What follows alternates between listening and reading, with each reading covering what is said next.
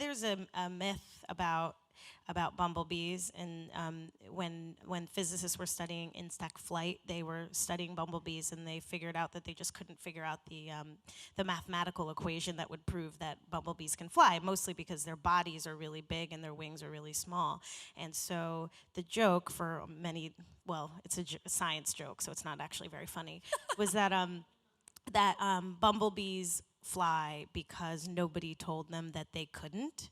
And eventually, these physicists got much better cameras, and they were able to figure out like how they do it.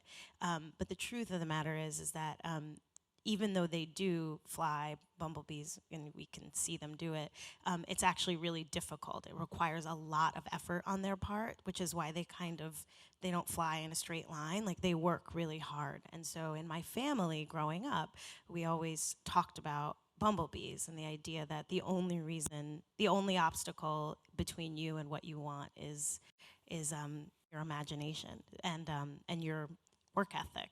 And so when I told the story, when I won a Tony Award, I got on stage and I didn't write a speech because Laura Benanti was supposed to win, or at least in my mind, Laura Benanti was going to win.